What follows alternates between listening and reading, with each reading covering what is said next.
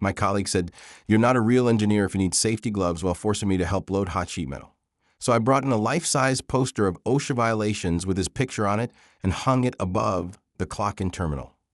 The plant supervisor asked if he needed to lawyer up. I didn't expect the poster to blow up the way it did. I thought people would get a laugh, maybe talk about it in the break room, then move on. But that's not what happened.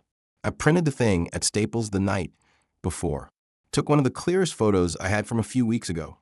Travis standing there with his arms crossed, sneering, right as he was barking at me to man up and help move the hot sheet metal. He had no gloves, no face shield, nothing. Behind him, he could clearly see the equipment's warning signs and a big caution. Hot surface label. I added red arrows pointing to every violation I could identify, slapped the OSHA section codes under each one, and printed it life-size. The morning I put up, I got early. I taped it right above the clock-in scanner where no one could miss it. I didn't sign it, didn't say a word, just clocked in and went to my station like nothing happened. By 7:15 a.m., the place was buzzing.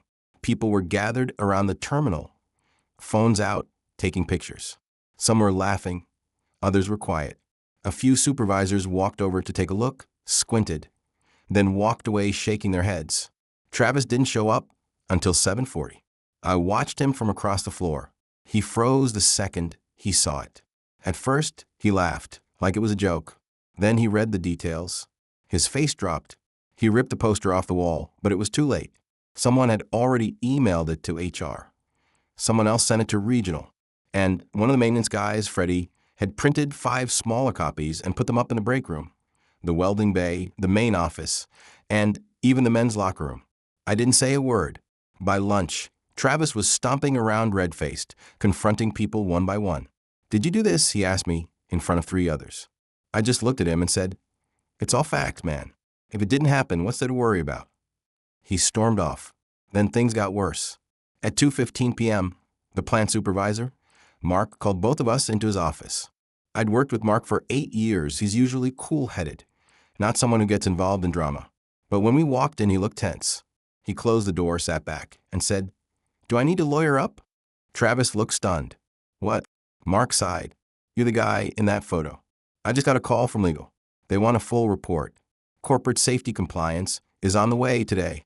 They're sending someone from the regional office." Travis tried to play it off. "It's a joke. Someone's trying to embarrass me." Mark shook his head. "No, it's documentation of a serious violation, and your face is on it. You forced someone to handle hot sheet metal without gloves. That's not a joke. That's liability. That's fines." Then he turned to me. "I need a written statement. Detail exactly what happened. Names, dates, who was there." I nodded. "I have text too, and timestamps from that day." Mark looked like he wanted to crawl under his desk. That night, Travis didn't go home right after shift. He stayed in the office for over an hour. I saw his truck still in the lot when I left. The next morning, he wasn't there. Word spread fast. Some said he got suspended. Others said he was placed on leave pending investigation. I didn't care which. The poster came down, but the damage was done. No one looked at him the same after that. No one defended him. Then the company's safety guy showed up, a guy from Atlanta named Dave. He didn't just ask questions. He brought a camera. He walked around the plant with a clipboard, taking photos, asking about procedures, interviewing crew leads. And guess what? Turns out Travis had been cutting corners for months. No documented training. Skipped safety briefings. Signed off on equipment logs without inspections. 2 guys from shipping admitted off the record that Travis would pressure them into skipping gloves because they slow you down. One of them had a scar on his forearm from last spring. The company had no choice but to open a formal internal investigation. By week's end, Travis's locker was cleared out. But it didn't stop there. The bigger twist came a few days later. I got a message from my cousin Jamie. She works in HR at another company, but still has friends in the safety compliance network. She told me someone from OSHA reached out to their local office looking into our plant because someone had anonymously filed a report with evidence. They had pictures. They had statements. They had violations clearly documented, with section codes and everything. That's when it hit me. The poster didn't just make a scene. It became evidence. And someone, maybe one of the guys who got hurt before, maybe someone who saw what happened to me, took it and made it official. OSHA was now involved, and it was just beginning. Ask ChatGPT a week after Travis's locker was cleaned out. We got an email from upper management announcing a routine safety audit scheduled for the following Monday. Nobody believed the routine part. People were nervous. The plant hadn't been fully inspected in years, at least not in any serious way. That Monday, OSHA showed up with 2 inspectors. They didn't come alone. They brought a federal compliance officer with them. The plant floor was dead silent when they walked in. You could feel the tension in the air. They started with paperwork, checked training records, maintenance logs, safety meeting attendance. Then they went out to the floor and started measuring gaps on guardrails, checking fire extinguishers, inspecting the machines. Every single one of us was pulled aside, one by one, for interviews. I was asked to stay after my shift and go over my written statement again. This time under oath. They had the poster, the actual one. Someone had turned in one of Freddie's copies. They laid it out on the table, asked me to confirm what it was. I did. The lead inspector, a guy named Mr. Callahan, looked me straight in the eye and said, "This image could have been the difference between someone losing a finger or keeping it. You did the right thing." I didn't know how to respond to that. By the end of the week, word spread that we were being fined heavily, something like $78,000 in penalties, not just for Travis, but for long-term safety negligence, broken eye wash stations, expired PP, outdated safety logs. All of it fell under willful violations, which meant corporate was freaking out. But then something even bigger dropped. Turns out Travis wasn't just reckless. He'd been falsifying reports to make his team look more efficient than they were, removing slowdowns from logs, editing shift production numbers. HR opened a second investigation into time card fraud and misreporting production, which in our plant was a huge deal. The problem? Management had used those numbers in their quarterly reports, which meant now they were under scrutiny too. Mark, our supervisor, got real quiet after that. He stopped making eye contact, stopped walking the floor. 2 more guys from Travis's crew got suspended for giving false training logs. Suddenly, half the welding bay was short-staffed. The plant brought in outside contractors to cover gaps at 3 times cost. One day, I walked past Mark's office and saw him packing up his desk. He didn't even tell anyone goodbye. That same day, they brought in a new compliance officer from corporate named Michelle. She wasn't there to make friends. She held an all-hands meeting in the break room and laid out flat. "This plant is under full review," she said. "Any employee caught cutting corners, pressuring others to ignore safety protocol, or falsifying any document, no matter how small, will be terminated and reported to federal authorities if applicable." Everyone nodded. No one said a word. After that, something shifted. People started actually wearing their PP. Safety briefings became mandatory again. Training logs got updated. For the first time in years, the eye wash stations were fixed. Gloves, goggles, hard hats. Everything was stocked and replaced when needed. But behind the scenes, things got messier. Travis's name came up in more than one OSHA interview, and not just for my incident. Turns out 2 years ago, a temp worker had gotten a deep burn from mishandling hot materials. Travis was his lead back then too. The temp didn't report it because he was afraid of losing his job. But now, with the spotlight back on Travis, the temp, his name was Aaron, filed a retroactive complaint. And guess what? The company had no injury report from that day. Nothing, which is another violation. The company tried to claim records were lost. But Aaron still had the ER bill. He had a photo of the bandages. And he had a witness, Rick from receiving, who remembered Travis saying, "That's what you get for being careless." Now there was talk of Travis being permanently banned from working in any OSHA-regulated field. Not just fired, blacklisted. I was still working my usual shifts, laying low, doing my job.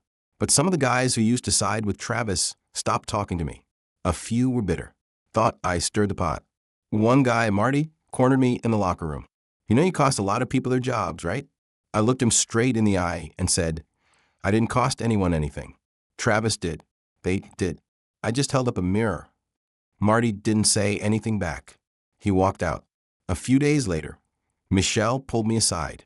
I want to thank you again for having the courage to document what you did, she said. A lot of people wouldn't have. I just nodded. I didn't do it to be brave. I did it because I was pissed. Because I almost got burned, literally. Because some arrogant guy thought he was above safety. But there was still something bothering me. About a week after the OSHA inspection, I found a manila envelope taped to the inside of my locker. No name. Inside was a USB drive. I took it home. When I opened it, I found dozens of files, Excel sheets, PDF, scanned documents. All time cards, production logs, and training checklists. And all of them signed off by Travis with dates that didn't match shift records. Someone had been collecting evidence. Whoever left that envelope had access to records Travis thought he'd buried. I didn't know who it was, but one thing was clear. Travis had made more enemies than just me. It didn't take long for the anonymous envelope to become the final nail in Travis's coffin. I made a copy of the USB and gave the original to Michelle. She was quiet as she plugged it into her laptop. Her face didn't move much, but I saw her mouth tighten as she clicked through each file. This is fraud, she said. Deliberate, coordinated. He wasn't just cutting corners. He was building a whole fake system. I asked her if she knew who left the envelope. She shook her head. Doesn't matter. It's evidence now. That same day, she contacted the regional office. 2 days later, corporate legal flew in. They set up shop in the old admin building and began interviewing employees in private. I gave them a full statement and showed them the original photo I used for the poster. Unedited. The story hit a new level. And then it went public, not because of the plant, but because someone filed a Freedom of Information Act request with OSHA and posted the full report online. I don't know who did it, but it spread fast. Our small town, LaPorte, Indiana, wasn't exactly known for big scandals. So when the article showed up in the local paper with the headline, LaPorte Manufacturing Plant fined $78,000 over safety violations, Supervisor accused of fraud, people started asking questions. And when people saw Travis's face clear as day in that OSHA report photo, word got around fast. The fallout hit hard. I later heard from a friend at City Hall that Travis's wife filed for divorce within a week of the article dropping. She'd been a teacher at the high school. Apparently, she was embarrassed and angry, not just about the scandal, but about what she didn't know. She thought he was some hard-working shift lead, well-respected at work.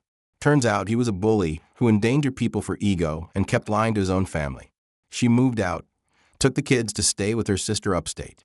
One of his sons, Sam, who was 17, had to deal with students mocking him at school. Your dad's the OSHA guy, right? They'd say. Sam apparently started skipping class. Word was, he didn't even want to speak to Travis anymore. As for Travis, last I heard, he tried to get a job at another plant in Valparaiso. But word travels, especially in manufacturing.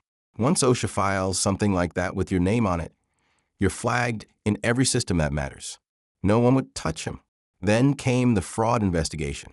Corporate pushed all the documents from that USB to the DA's office. They had proof, fabricated logs, false safety reports, falsified production output. Enough to charge him with workplace misconduct and falsification of records. A felony. I don't know what his legal team told him, but he didn't fight it. Took a plea. Lost his certifications. Got a permanent OSHA violation record. His fines were personal, not just corporate now. They seized his bank account. He sold his truck within a month. He moved in with his parents down in Kokomo. The plan changed too. Michelle was promoted to safety director, and she brought in new protocols that actually protected people. We got regular training. We got proper gloves. And if a machine was broken, it stayed shut down until it was fixed. People started speaking up more too. We weren't scared anymore. It's strange. You don't realize how toxic someone like Travis is until they're gone. The pressure he put on us, the way he mocked anyone who followed rules, it was like he set the tone for the whole place. We all bent a little just to avoid him. I didn't go into this expecting to destroy the guy's life, but he did that to himself. He built it on threats and lies and thought no one would ever push back. That one poster, wasn't even about revenge. Not really. It was the truth. He tried to humiliate me for wanting to be safe, for wearing gloves. Like that made me weak. Like protecting myself made me less of a man. But the truth? Real strength is doing what's right even when someone's breathing down your neck, laughing in your face. I just exposed what was already there. And once the truth was out, it did what truth always does. It burned. Worse than any sheet metal ever could.